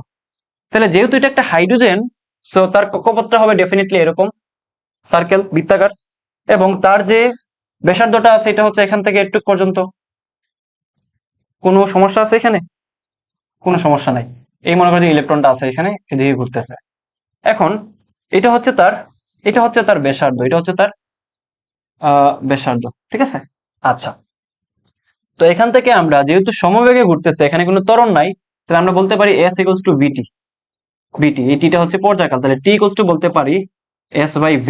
দ্যাট মিনস S টা হচ্ছে এই বৃত্তের পরিধি হচ্ছে 2π, n তম কক্ষপথের জন্য Rn, Vn হচ্ছে n তম কক্ষপথের জন্য তার বেগটা। তাহলে চলো এটাকে আরেকটু সিম্পলিফিকেশন করি আমাদের সুবিধার জন্য, সেটা হলো দেখো তোর পর্যায়কাল ইকুয়ালস টু হবে 2π Rn। এখন দেখো আমরা কিন্তু মানে সবাই ইন্টারমিডিয়েটে একটা শর্টকাট শিখছি, সেটা হলো আর এনটা হবে R1 এটা ইন্টু এন স্কোয়ার। মানে প্রথম কক্ষপথের হাইড্রোজেনের প্রথম কক্ষপথের ব্যাসার্ধ জানলে এনতম কক্ষপথের ব্যাসার্ধ বের করার শর্টকাট হচ্ছে এইটা। যদি কেউ মনে না থাকে বা কেউ যদি আগে এটা মনে না করে থাকতে পারো, তাহলে এখনই মুখস্থ করে ফেলো। এন হচ্ছে কক্ষপথের সংখ্যা, ঠিক আছে, প্রধান কক্ষপথের সংখ্যা। কেমিস্ট্রি পড়ে দিচ্ছি তোমাদেরকে, তাই না? আবার ভি এনতম কক্ষপথের মধ্যে বেগটা হবে মূলত তার যেই প্রথম কক্ষপথের বেগ ডিভাইডেড বাই এন। এই দুইটা সূত্র মুখস্থ করে ফেলো। সূত্র না, অ্যাকচুয়ালি এই সূত্রটার মধ্যে ফাঁকিবাজি আছে, এটা আবার হাইড্রোজেন ছাড়া অন্য কোথাও ইউজ করলে হবে না। এখানে পারমাণবিক ভর সংখ্যা বা পারমাণবিক সংখ্যাটা এড হয় নাই, সো ডেফিনেটলি এটা তোমরা হাইড্রোজেনের ক্ষেত্রে কাউন্ট করবা। তাহলে এখানে হবে মূলত R N divided by V N, that means 2 pi R N মানে হচ্ছে actually R1 square into N. আচ্ছা আমি উল্টা লিখছি, sorry, R N square divided by V1 divided by N square. Okay, তাহলে এখান থেকে আমরা বলতে পারি 2 pi R1 divided by V1 into N to the power cube. তাহলে একটু খেয়াল করো, এই যে অংশটুকু আছে লেজার দিয়ে দেখাচ্ছি, এটা হচ্ছে আমাদের কনস্ট্যান্ট। অবশ্যই আমাদের এটা কনস্ট্যান্ট। তাহলে ফিজিক্স থেকে আমরা সারা জীবন শিখে আসছি যে এটা কি লিখলাম, সরি ফিজিক্স থেকে আমরা সারা জীবন শিখে আসছি যে সামথিং ইকুয়ালস টু, যদি একটা কনস্ট্যান্ট থাকে, কনস্ট্যান্ট দিয়ে যদি আরেকটা মান দেওয়া থাকে এন কিউব, তাহলে এটাকে যদি আমরা তুলে দেই তাহলে তাদের মধ্যে সম্পর্কটা হয়ে যায় সমানুপাতিক। এই একটা জিনিস আমরা সারা জীবন শিখে আসছি, ঠিক আছে? এটা তো সবাই জানি, কনস্ট্যান্টটা তুলে দিলে সেটা সমানুপাতিক সম্পর্কে চলে আসে। তাহলে এত কষ্ট করছে কেন ভাইয়া বলতো? কারণ এরকম কোনো সরাসরি সম্পর্ক আমরা ইউজ করতে পারি না, এই জন্য আমরা শুধুমাত্র হাইড্রোজেনের ক্ষেত্রে এটা কিসের জন্য, শুধুমাত্র হাইড্রোজেনের জন্য আমরা পর্যায়কালটাকে তার তার যে কি বলা যায়, প্রধান যেই তোমার পর্যায় কি বলে এটাকে, কক্ষপথটা আছে, হ্যাঁ, প্রধান যেই অরবিটালটা আছে ওইটার সাথে সম্পর্কটা হাইড্রোজেনের ক্ষেত্রে হচ্ছে এইটা, পর্যায়কাল is proportional to cubic power of প্রধান কক্ষপথ। বাংলা আসলে পড়া অনেক কঠিন। তো এখান থেকে আমরা বলতে পারি কি, যেহেতু আমরা এই সম্পর্কটা পাইছি, তাহলে এখান থেকে আমরা বলতে পারি যে T2, যেহেতু আমাদেরকে বলছে বের করার জন্য N2, so T2 by T1 divided by N2 divided by N1। So মানে কিউব তো অবশ্যই থাকবে, যেটার জন্য এতক্ষণ কষ্ট করলাম, এটা না দিলে তো হবে না। তাইলে N2 divided by N1 equals to হবে cubic root of T2 divided by T1। তো T2 ডিভাইডেড বাই T1 এর মানটা আমরা বের করছি, খেয়াল করো বের করছি কিনা। এই যে এখান থেকে আমরা বলতে পারি যে T2 ডিভাইডেড বাই T1 উল্টায় যাবে, 1/8 হবে। তাহলে এখানে হবে 1/8, দ্যাট মিনস এটা হবে 2 টু দি পাওয়ার কিউব দিলে কিউবে কিউবে কাটা থাকবে শুধুমাত্র 1/2। তাহলে N1 ইকুয়ালস টু হবে N2 ডিভাইডেড বাই 4 না তো, 4 নাকি, এটা 2 তো, সরি। তাহলে এটা হবে N2 এর মান হচ্ছে দেওয়া আছে কত, আমাদের 4 দেওয়া আছে, তাহলে ডিভাইড বাই 2, দ্যাট মিনস হচ্ছে 2। তাহলে N1 এর মান কত, 2। N1 এর মান কত, 2। বলো বলো, সবাই আমার সাথে বলো যে ভাইয়া N1 এর মানটা হচ্ছে 2। প্রবলেমটা কি বুঝছো? এবার কি মনে হচ্ছে যে ইয়েস ভাই, ব্যাকরণটা পড়া উচিত ছিল আমাদের ফিজিক্স পড়ার আগে? কে বলে যে ভাই বাংলার সাথে ফিজিক্সের কোনো মিল নাই? অনেকে বলে না যে ইঞ্জিনিয়াররা শুধু ইঞ্জিনিয়ারদের সাথেই সম্পর্ক করবে বা বিয়ে শাদী করবে। আমি এটা মানি না। দেখো ব্যাকরণের সাথে ফিজিক্সের কত সুন্দর সম্পর্ক। সো তোমরা চাইলে যারা ইঞ্জিনিয়ার আসছো বা ইঞ্জিনিয়ারিং পড়বা, অবশ্যই বাংলার দিকে নজর রাখতে পারো, বুঝছো? এটা আমি দোষের কিছু দেখি না। নেক্সট দেখো, এই প্রবলেমটাও একটু ট্রিকি, হ্যাঁ, বাট একটু ধরতে হবে তোমাকে বোঝার ক্ষেত্রে। একটা ভেক্টর এ আর তিনটা ভেক্টর দিছে, তাহলে বলছে কি এ ভেক্টর ভি এবং সি এর সাথে সমান কোণ উৎপন্ন করে। তার মানে কি বুঝো, কিন্তু এ একটা ভেক্টর ভি এবং সি এর সাথে সমান কোণ উৎপন্ন করে। এরপরে বলতে আছে পরেরটুকু তো একটু পরে আসি, তাহলে একটু আগে বুঝাই তোমাকে, একটু খেয়াল করো। এটা মেবি আমার আরেকটা স্লাইড লাগবে, সো আমি আরেকটা স্লাইড নিয়ে নিচ্ছি আগে ভাগে।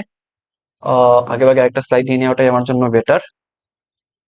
ওকে, আচ্ছা ফিরি। দেখো অ্যাকচুয়ালি এই কথাটা দ্বারা কি বুঝছো, এই কথাটা দ্বারা বলতেছে যে এ যে আমাদের ভেক্টরটা আছে এটা বি এবং সি এর সাথে সমান কোণ উৎপন্ন করতেছে। তাহলে দেখো কস কোণের কথা যখন আসবে ভেক্টরে, অবশ্যই তুমি কস থিটার কথা চিন্তা করবা, যদি স্পেসিফিক্যালি সাইন না বলে দেয়। তাহলে কস থিটা এ এবং কি ভি এটার সমান, ডেফিনেটলি যেহেতু আমার বলছে সমান কোণ উৎপন্ন করে, তাহলে ডেফিনেটলি হবে কস থিটা এ সি, কারণ বি এবং সি এর সাথে সমান কোণ উৎপন্ন করে, এটাই তো বলছে। তাহলে আমরা আজীবন শিখে আসছি cos থিটার মানটা কি হবে, কারণ আমরা জানি কি যে ধরো সে ফর এক্সাম্পল যে A dot B equals to হবে এ বি cos থিটা, এটা তো আমরা সবাই জানি তাই না, এটা হবে মূলত এ বি। তাহলে এখান থেকে আমরা বলতে পারি, একটু খেয়াল করো তো, cos থিটা ইকুয়ালস টু আমরা বলতে পারি A dot B divided by এটা ম্যাগনিটিউড। তা আমি এ যেটা আছে এটার আমি ম্যাগনিটিউডটা বের করলাম না ইচ্ছা করে, বুঝছো, ইচ্ছা করে করলাম না। তাহলে এখানে হচ্ছে আচ্ছা ধরো এটা যেমনি আছে এমনি থাক, মনে করো যে এটা এ হিসাবেই আছে, আর বি যেটা আছে ওইটার আমি ম্যাগনিটিউডটা বের করে দিলাম, ঠিক আছে। বি যেটা আছে এটা ম্যাগনিটিউড আবার দিছে, এটা কি ঝামেলা এটা। হ্যাঁ, বি যেটা আছে এটা আমি ম্যাগনিটিউডটা বের করে দিলাম। কেন আপনি এই কাজটা কেন করবেন, দরকার কি ভাই, আপনি তো দুইটারই ম্যাগনিটিউড বের করবেন। দেখো খেয়াল করো, এটা কাটা যাবে কেন দেখো তো, দুইটাতে সিমিলারলি এ আছে, সো আমি যখন সমান বলবো তখন নিচেরটা অটোমেটিক্যালি কাটা যাবে, তাই না। আচ্ছা তাহলে সেই ক্ষেত্রে আমরা এটা ইউজ করতে পারি, দেখো একটু খেয়াল করো তো, একটু খেয়াল করো, এখান থেকে আমরা বলতে পারি কি cos theta A B equals to, সরাসরি আমরা এখান থেকে করে ফেলি এ ডট বি, এর সাথে বি গুণ করো। মাথায় রেখো সিকোয়েন্সটা ঠিক আছে কিনা, আই ক্যাপের সাথে জে ক্যাপ গুণ হলে জিরো হয়ে যাবে, তাই না। আই ক্যাপের সাথে জে ক্যাপ যদি গুণ করো তাহলে জিরো হয়ে যাবে, ফোকাসটা চলে গেছে। কত যে অসুবিধা ক্লাস নেওয়াটা। তো সিকোয়েন্সটা মেনটেন করবা, তাহলে আই ক্যাপ এদিকে হচ্ছে আই, তার মানে এখানে শুধুমাত্র থাকবে আলফা, তারপর হচ্ছে টু এর সাথে টু, তাহলে আলফা প্লাস টু, আর এখানে হচ্ছে কে এর পোর্শন এখানে নাই, সো এটা জিরো হয়ে যাবে। নিচে হচ্ছে কি আমার এটা জায়গা থাকবে, এটা জায়গা থাকবে, ভি এর মানটা হচ্ছে দেখো তো কত, one square plus one square, তেমন হচ্ছে রুট টু। সিমিলারলি আমরা এখান থেকে বলতে পারি যে cos theta A C equals to হবে, এ সি গুণ করো এ ডট সি, তাহলে ওয়ান আলফা, আচ্ছা এখানে আলফা, এখানে আই টার্ম নাই তাহলে আলফা বাদ, তাহলে two plus beta, two plus beta divided by same ভাবে এ গুণ রুট টু। ওকে, তাহলে আমরা যেহেতু বলছি যে দুইটা থিটার মান আমরা সমান ধরবো, শুরুতেই বলে দিছি, আমি বলছিলাম না তোমাদেরকে রুট শিকড়ের কথা মনে রাখবা, প্রথমে যেটা বলছো ওইটাকে অবশ্যই মনে রাখবা। মানুষ বলে না প্রথমকে কেউ ভুলতে পারে না, তাই না। তো প্রথমটাকে আমরা ভুলতে পারবো না, পরে যাই করি না কেন, প্রথম জিনিসটাকে আমাদের মাথায় রাখা লাগবে। তো আমি যদি সমান করে দিই তাহলে একটু খেয়াল করো তো, এখান থেকে এই যে দেখো এ রুট টু বাদ, তারপর হচ্ছে এখানে থাকবে শুধু A plus two equals to B plus two, ঠিক আছে। তাহলে এখান থেকে আমরা বলে দিতে পারি আলফা ইকুয়ালস টু বিটা। আমাদেরকে এটা বের করতে বলে নাই যদিও, বাট এটা আমাদের তর্কের খাতিরে বা আমাদের লজিকের খাতিরে বা পরবর্তীতে বের করার জন্য আমরা আগেই বের করে নিলাম। ওকে আচ্ছা, পরে যেহেতু বের করাই লাগবে, সো আগে বের করে নিলাম ইজি করার জন্য। এখন আমাদেরকে বলছে কি যে তিনটা ভেক্টরই কি বলছে, আহ একই সমতলে অবস্থিত। এই যে একটা কথা বলছে, আমি তো বলতেছি যে এই শর্তটা না দিলে তো বের করা যাবে না, এই যে একই সমতলে অবস্থিত, তিনটা ভেক্টর দিয়ে যদি বলে একই সমতলে অবস্থিত, তাহলে এটা আমাকে একটু কমেন্ট করে জানাও তো শর্তটা কি হবে। শর্তটা হবে তার ডিটারমিনেশনের মানটা কি হবে, জিরো হবে। বোঝা গেছে, সমতলে যদি তিনটা ভেক্টরের কথা বলে, এগুলো শিখে আসছো একদম বাচ্চাকালে, ভেক্টরের একদম এবিসিডি যেটাকে বলে। যদি না দেখে থাকো আমার ক্লাসটা দেখে নিও ভেক্টরের। তো আমরা যেটা করব একটু খেয়াল করো তো, এখানে হচ্ছে ধরে নিলাম আচ্ছা আই জে কে, তাই না। তাহলে এখানে হচ্ছে তোমার প্রথমটা আমরা বসাবো আলফা টু, তারপর হচ্ছে এখানে বিটা। দ্বিতীয়টার ক্ষেত্রে আই আর জে আছে, তাহলে ওয়ান ওয়ান, বাকিটা জিরো। তৃতীয়টার ক্ষেত্রে প্রথমটা জিরো, বাকি দুইটা আছে ওয়ান ওয়ান ওয়ান। তাহলে এই হচ্ছে আমাদের ডিটারমিনেন্টের মান বের করতে হবে। তো আমরা যদি বের করি আলফা, আলফা যদি আমরা এদিকে নেই তাহলে এক একে এক, ঠিক আছে, প্লাস প্লাস হচ্ছে দুই যদি নেই, দুই নিলে আমাদের চলে আসে দুই নিলে চলে আসে এই সারিবাদ কলম বা জিরো জিরো জিরো, মাইনাস ওয়ানে মাইনাস ওয়ান, একটু তো বের করতে পারবা তোমরা। বি হচ্ছে ওয়ান ওয়ান ওয়ান, ঠিক আছে। তাহলে আমরা বলছি এটার মান জিরো করা লাগবে, তাহলে অবশ্যই এটার মান জিরো। সো যেহেতু এটার মান জিরো, তাহলে অবশ্যই অবশ্যই আমরা এটাকে বলতে পারি আলফা প্লাস, আচ্ছা এটা নিচে লিখি, এখানে পাইছি আমরা alpha minus two plus beta. হায় আল্লাহ, এটা কি লিখলাম, দুই একে দুই, কিছু একটা ভুল করছি, দুই দুই দুই দুই, কি ভুল করলাম দেখো তো, আলফা তাই না ওয়ান, তারপর হচ্ছে ভি প্লাস টু, তাহলে ওয়ান, আর ভি যখন আমরা গেল এটা বাদ এটা বাদ, তাহলে ওয়ান, বিটা যখন নিব তাহলে এটা বাদ, এক একে এক মাইনাস জিরো। তাহলে এখান থেকে আমরা কি বলতে পারি, এখান থেকে আমরা বলতে পারি আলফা মাইনাস বিটা -2 + আচ্ছা ঠিকই তো আছে, কিছু ভুল হয় নাই। তাহলে আলফাকে আমরা বিটা ধরতে পারি, কারণ অলরেডি বলছে আলফা সমান বিটা। তাহলে 2 + beta = 0, that means 2 beta - 2, 2 beta - 2 মানে হচ্ছে 2 বিটা = 2, তাহলে বিটা কত 1। যেহেতু বিটা = 1, তাহলে অবশ্যই আলফা = 1 হবে। তাহলে এটাই হচ্ছে আমাদের সলিউশন, ফাইনাল সলিউশন। আমাদের আরেকটা স্লাইড লাগার কথা ছিল কিন্তু লাগে নাই, পারছি আমরা। বুঝছো কিনা বলো, কি বুঝো নাই বলো? অবস্থা খুবই খারাপ ভাইয়ার ক্লাস নিতে নিতে। নেক্সট, এই স্লাইড তো আমাদের লাগেই নাই। কয়টা স্লাইড নিছি এক্সট্রা, এটা দিই এটা, ওকে। এরপরে দেখো এটা, যদিও পড়াইতে আমার ভালোই লাগে, ফিজিক্স পড়াইতে আমার ভালোই লাগে, সো ক্লান্তি আসার কোনো প্রশ্নই আসে না। ওকে, দেখো কি বলছে এটা। ডিউতে 22-23 আসছিল, একটি সরল দুল গতিসম্পন্ন বস্তুর বেবেকোলনীয় সমীকরণ লিখো। বেবেকোলনীয় সমীকরণ মানে কি? Differential equation. তাহলে একটা সিম্পল হারমোনিক মোশনের ডিফারেন্সিয়াল ইকুয়েশনটা কি মনে আছে সবার? প্রথমে এটা আগে লিখে নাও, যেটা বলছে ওটা আগে লিখে নাও। এটলিস্ট 2 মার্ক তো পাবা, 1 মার্ক তো পাবা। মনে আছে? d²x divided by dt² equals to না, ω²x = 0। ওকে, এটা হচ্ছে আমাদের ডিফারেন্সিয়াল ইকুয়েশন। পরে বলছে কি, দেখাও যে x আরেকটা আমাদের সিম্পল হারমোনিক মোশনের সিম্পল একটা ইকুয়েশন, উক্ত সমীকরণের একটি সমাধান। তার মানে কি বলছে, যে আমাদেরকে বলছে যে ডিফারেন্সিয়াল ইকুয়েশনটা আসলে এইটারই একটা সমাধান বলতেছে, মানে এই যে এটা আছে না, এটা হচ্ছে এইটারই একটা সমাধান। কথা কি বুঝছো? তাহলে আমরা তো ডিফারেন্সিয়াল ইকুয়েশন গুলা সলভ ইন্টারমিডিয়েটে শিখি না সাধারণত, তাই না? তাহলে আমরা অবশ্যই এইটা থেকে যদি এটা বের করতে চাই, তাহলে ডেফিনেটলি আমাদের মানে ডিফারেন্সিয়েশন যে ইকুয়েশন গুলা সলভিং আছে এগুলো শিখতে হবে। এটা আমাদের ভার্সিটি লেভেলে মানে আমরা শিখি সাধারণত। তো যেহেতু ইন্টারমিডিয়েট আমাদের এই টপিকটা নাই, তাহলে আমরা একটু অন্যভাবে যাব। কারোর যদি ইচ্ছা থাকে বের করতে পারো, জানা থাকলে, বা কেউ যদি অবশ্যই ডিফারেন্সিয়াল ইকুয়েশন সলভ করা জানো, তাহলে অবশ্যই পারবা। বাট আমরা ওইভাবে যাবো না, আমরা নর্মাল ভাবেই যাবো। ফোকাসটা আবার চলে গেছে, দাঁড়াও ফোকাসটা ঠিক করে নিই। আচ্ছা ঠিক আছে, আই গেস ফোকাসটা ওকে। আচ্ছা দেখো, খেয়াল করো। তো আমরা ওইটা থেকে আগাই, যেটা জানি সেটা হলো এক্স এ। আমি করে দিতে পারবো, কিন্তু তোমরা বুঝবা বলে মনে হয় না, বোধহয় আমাকে গালি দিবা যে ভাই আপনি কি পড়ান। ওকে, তাহলে এখান থেকে আমরা দেখো আমরা কি করব। দেখো, এটাকে যদি বলি right hand side, left hand side, এটাকে যদি ধরি আমরা রাইট হ্যান্ড সাইড, তাহলে এটা সমান যদি 0 চলে আসে, ওইখান থেকে কোনো একটা শর্ত বের করে, তাহলে তো আমরা বলতে পারবো যে ইয়েস, সিদ্ধ করছে। তার মানে অবশ্যই তারা প্রমাণ করে যে এটা একটা সমাধান হচ্ছে এইটা। হুম, তাহলে D X divided by DT, T এর সাপেক্ষে আমরা অন্তর্করণ করলে এখানে আসবে ওমেগাটা আগে বের হয়ে চলে আসবে এ ওমেগা, সাইনটা হয়ে যাবে কস ওমেগা টি প্লাস এটা। ঠিক আছে, সাইনকে আমরা ডিফারেন্সিয়েট করলে হবে কস, কসকে করলে হবে মাইনাস সাইন। এটা তো অবশ্যই বোঝার কথা তোমাদের। তাহলে আবার যদি করি টি এর সাপেক্ষে, তাহলে d²x dt² ইকুয়ালস টু হবে মাইনাস এ ওমেগা স্কোয়ার, আরেকটা ওমেগা বের হবে, কসটা হয়ে যাবে সাইন, তারপর হচ্ছে ওমেগা টি প্লাস এইটা, তাই তো? তাহলে খেয়াল করো তো, এ সাইন এইটা, তাহলে এ সাইন এইটা মানে হচ্ছে এক্স। তাহলে ডেফিনেটলি আমরা এখান থেকে লিখতে পারি মাইনাস এ মাইনাস ω² x। ওকে, তাহলে এই মানটুকু যদি আমরা এখানে বসাই, মনে করো যে লেফট হ্যান্ড সাইড, আমরা আর কি করবো, এটুকু তো আমাদেরকে করাই লাগবে, যেহেতু আমাদের ডিফারেন্সিয়াল ইকুয়েশন সলভিং এর কিছু নাই ইন্টারমিডিয়েটে।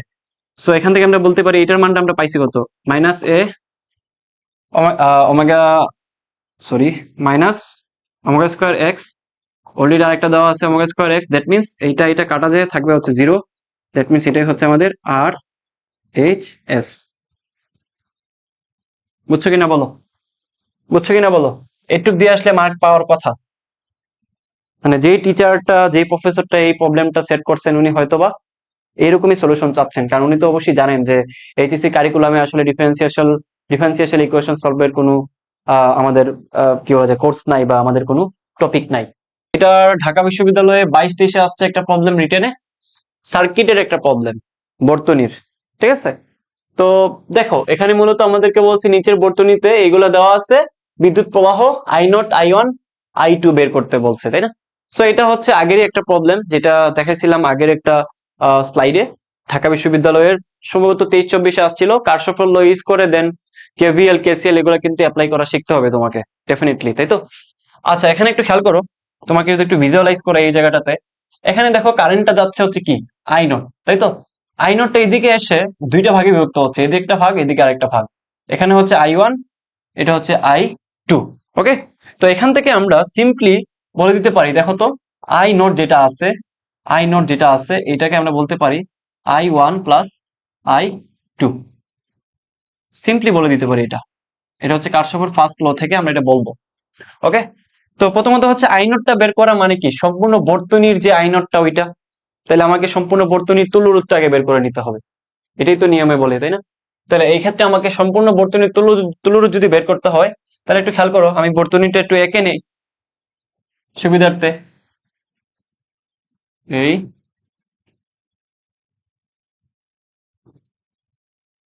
আচ্ছা, ওকে, তো একটু খেয়াল করো, এখানে এখানে হচ্ছে আমাদের দেওয়া আছে আর নট এর মান হচ্ছে 2, তারপর হচ্ছে R1 এর মান 6, তারপর এটার মান হচ্ছে 4, R2 এর মান হচ্ছে 4, তারপর হচ্ছে R3 এর মান 8। ওকে, তো যেখানে আমাদের এইদিকে হচ্ছে আমাদের কাজ করতেছে মূলত I1, আর এদিকে কাজ করতেছে মূলত I2, আর এটা হচ্ছে আমাদের I0। ওকে, তুলনাটা আমরা কিভাবে বের করব? দেখো, প্রথমত হচ্ছে এই দুইটা আছে কিসে, শ্রেণীতে, তাহলে 8 আর 4 কত? ডেফিনেটলি 8 আর 4 হচ্ছে 12, তাহলে আমরা দুইটাকে একটাতে পরিণত করে নিলাম, সেটা হলো 12। তারপর হচ্ছে এইখানে এটা হচ্ছে 6, এটা হচ্ছে কত 6, তাহলে এইদিকে হচ্ছে আমার আরেকটা আছে, এটা আমরা বের করব। তাহলে এই হচ্ছে আমাদের বর্তনীটা, তাহলে এই দুইটা হচ্ছে 6 আর 12, এটা হচ্ছে কিসে আছে, প্যারালালি আছে। প্যারালালি বের করে কিভাবে, 1/6 প্লাস 1/12, দ্যাট মিনস হচ্ছে এখান থেকে 12 গেলে থাকবে হচ্ছে 6 2, আর হচ্ছে 1 হবে 3/12, দ্যাট মিনস হচ্ছে 1/4, দ্যাট মিনস হচ্ছে এখান থেকে আর ইকুইভ্যালেন্ট হবে মূলত 4। তাহলে আমাদের টোটালটার হচ্ছে তুলরোধ হবে, এখানে একটা 2 আছে, তাহলে 2 প্লাস এখানকার টোটাল হচ্ছে 4, তাহলে 4 মোট হচ্ছে 8, সরি 6। ওকে, তাহলে এখান থেকে যদি আমরা এখন আই নটটা বার করার চেষ্টা করি, তাহলে আই নট ইকুয়ালস টু হবে কত, ভি বাই আর, তাহলে ভি কত 9 ডিভাইডেড বাই আর হচ্ছে 6, দ্যাট মিনস হচ্ছে 3 3 9, 3 দুগুণা 6, তার মানে হচ্ছে এখানে হচ্ছে 1.5, এটা হচ্ছে আমাদের আই নট এর মান। ওকে, এটা হচ্ছে আমাদের আই নট এর মান, আমরা একটা পাইছি। এখন দেখো, আমাদের চ্যালেঞ্জিং বিষয় হচ্ছে I1টা বের করা, তাই তো? তাহলে যখন প্যারালালি আসে, প্যারালালি দেখলেই কিন্তু তোমাদের একটা সূত্র মাথায় আসার কথা, যে আমরা ইউজ করব কি, ডিভাইডার রুল যেটা আছে ওইটা ইউজ করব, অর্থাৎ আমরা আই বের করব, যেইটা রুট থাকবে উপরে থাকবে উল্টাটা, দ্যাট মিনস এখানে টোটালটা হচ্ছে 8 আর 4 কত 12, তাহলে প্যারালালি যদি থাকে একটু মনে করে দেখো, মনে করো যে এইভাবেই তো আছে জিনিসটা, তাই না? এইভাবেই তো আছে জিনিসটা, তাহলে এই হচ্ছে আমাদের জিনিসটা, যেখানে এটা হচ্ছে আমাদের 12, এটা হচ্ছে আমাদের 6, তাহলে এইখানে আমাদের আছে হচ্ছে I1। তাহলে আমরা যদি I1টা বের করার চেষ্টা করি, I1টা যদি বের করার চেষ্টা করি, তাহলে আমরা জানি কি, ডিভাইডার রুল থেকে আমরা অবশ্যই জানি, এখান থেকে I1 যদি বসাই, তাহলে উপরে বসবে যেটা রুট আছে তার উল্টাটা, তার মানে উপরে হবে জাস্ট 12, ঠিক আছে? নিচে হবে দুইটা যোগফল 12 প্লাস 6, দ্যাট মিনস নিচে হচ্ছে ওয়েট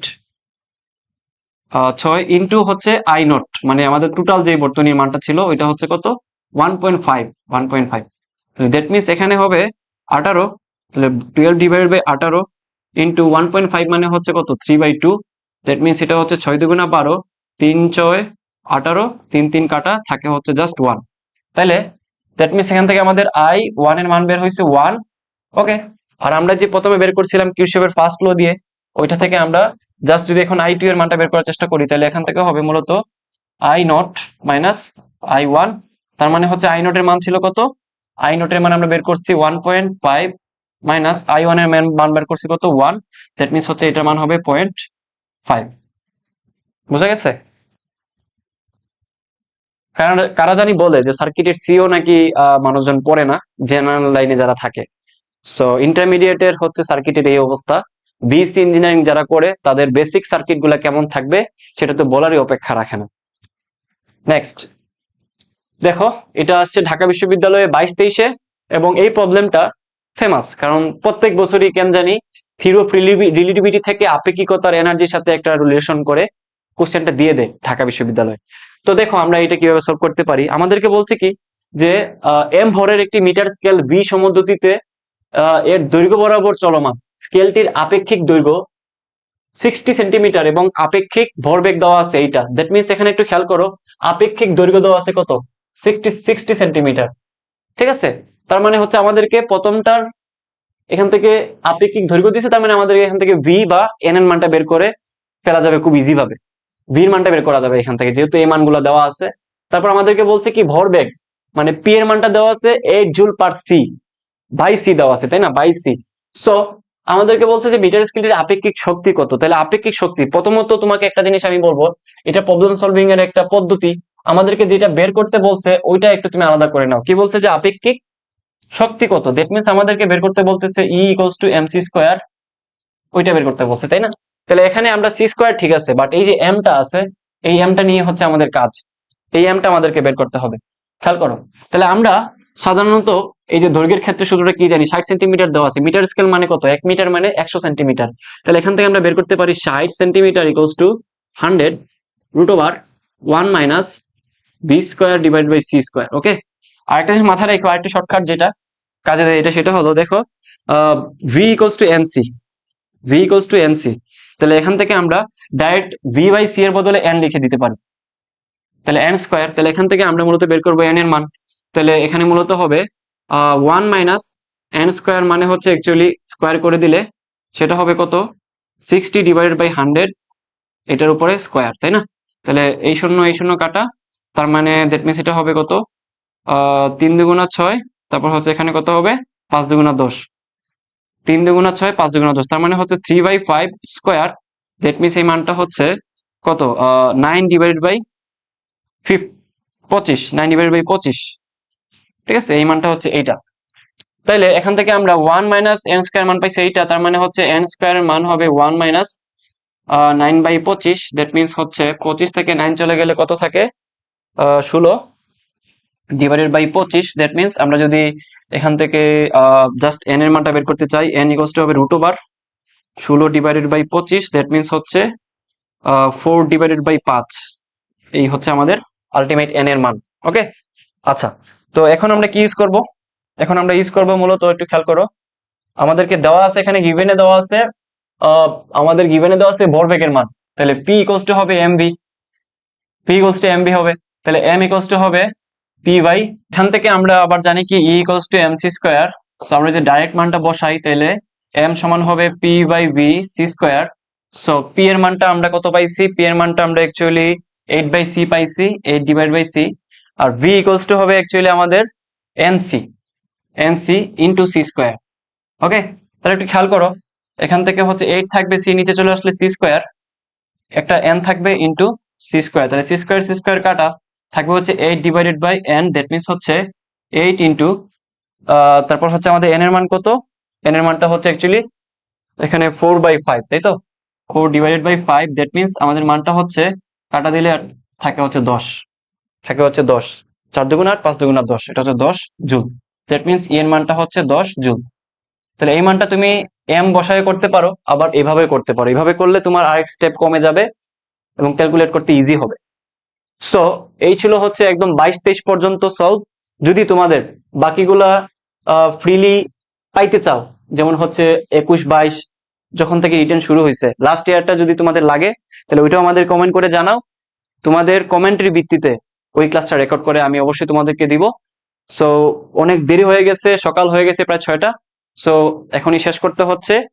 আর আমাদের কোর্সগুলোতে যুক্ত হইতে চাইলে ডেফিনেটলি ডেসক্রিপশনে লিংক দেওয়া থাকবে, কমেন্ট বক্সে লিংক দেওয়া থাকবে, দেখে শুনে বুঝে ভর্তি হয়ে যাও। আশা করি তুমি তোমার লাইফের সব থেকে ভালো ডিসিশন নিবা আমাদের এখানে ভর্তি হওয়াটা।